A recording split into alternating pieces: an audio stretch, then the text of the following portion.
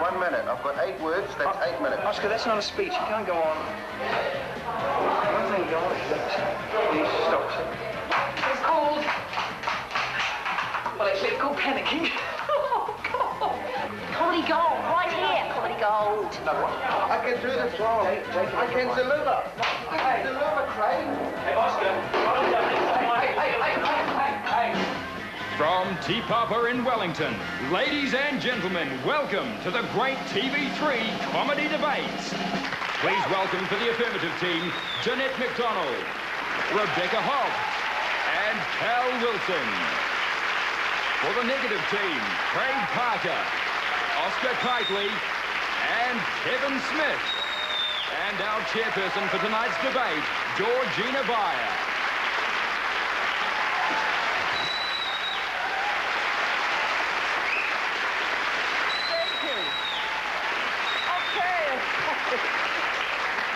Well, welcome to the great TV3 Comedy Debate from the Soundings Theatre here at Te Papa in Wellington, of course. Now, we've assembled some of New Zealand's best and brightest to debate the moot that we need more women on top.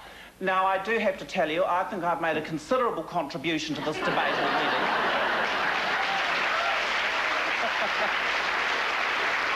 I wonder if the boys would like to follow suit. What's your ideal preference for your good wife? Top? I prefer that she participates. Those arms. Those are reliable men's arms. But this is a wonder bra. This is my inner woman. Hey. As if she's come out. Ladies and gentlemen, will you please welcome to the dais now, Craig Parker, leader of the negative team.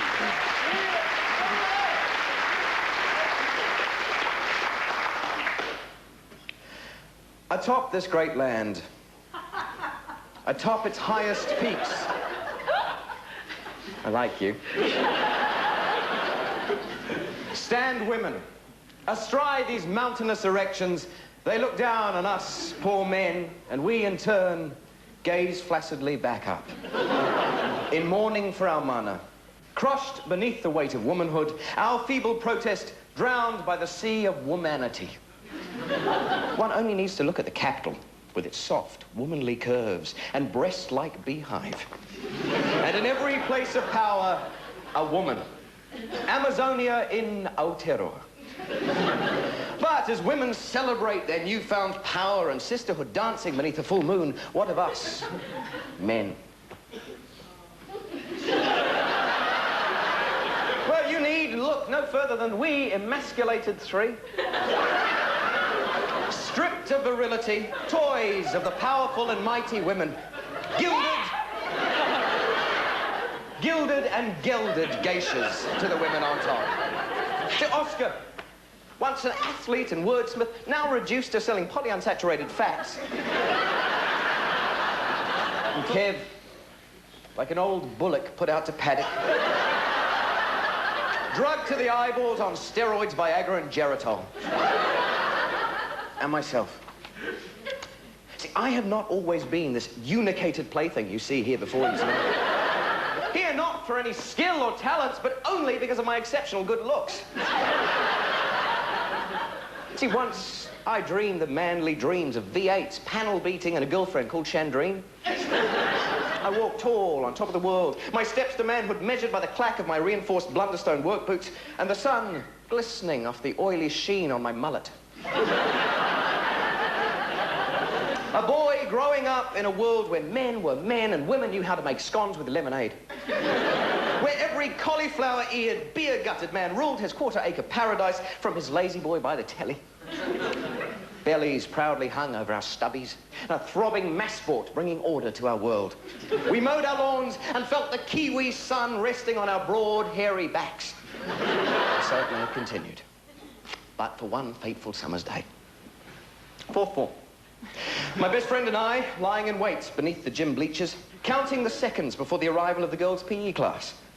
The promise of a glimpse of a terry-toweling-clad thigh, outweighing the danger of capture.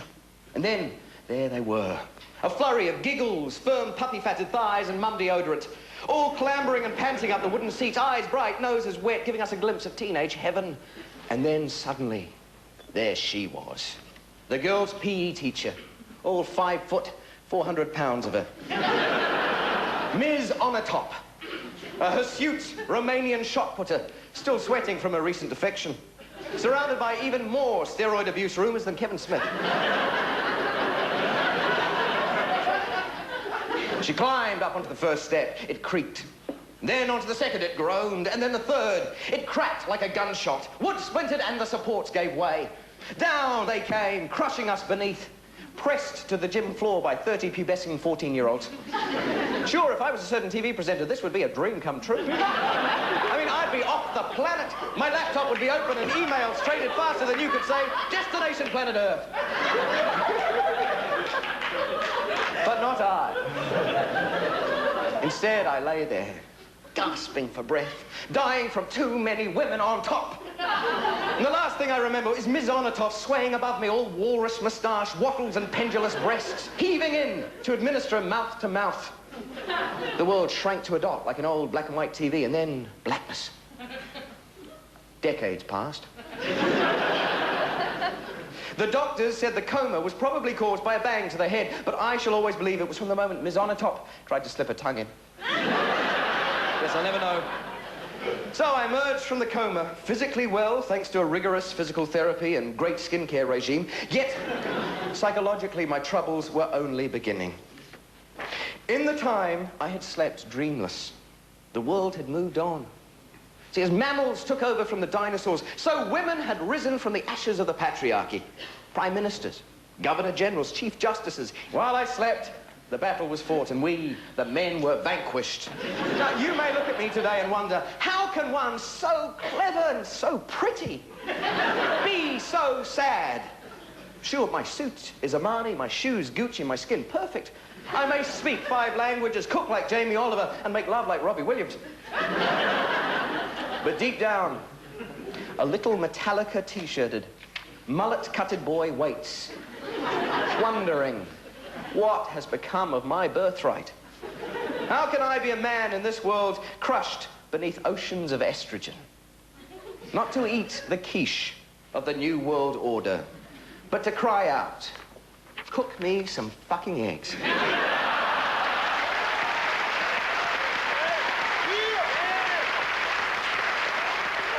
Well, the game plan is set, ladies and gentlemen, for the debate to continue. I actually believe that both teams have a future on the front bench of either of the parties in Parliament. Order. Order. Or else I shall name you.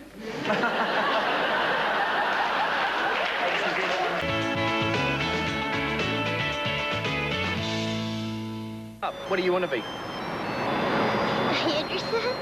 A hairdresser. Anything to do with animals. I don't think it's any coincidence that those young women wanted to be hairdressers and look after animals, care, nurses and hairdressers. That's what women used to do, and I think they'll go back to that. There's no shame in that. These are noble professions. They're good at it. Animals and Horse hair. training and hair. Oh, you're dead. So they're gonna kill us. Lost the way a tad? Yeah. In what ways? Well, there are a hell of a lot more gays out there. Right, they too. Do you think that's because there's this woman Prime Minister? Or? That could go back to that, too. Don't be silly. How can you say something like that? Kill on this. Father. Yeah. Country doesn't run on basic aspects. Yeah. Of course it does. What does it run on? Please just stretch for a second. A very good-looking woman. Do you like that look? Nice. You're looking up there? No. No. This is better, isn't it? That's a bit odd. What about that, mate?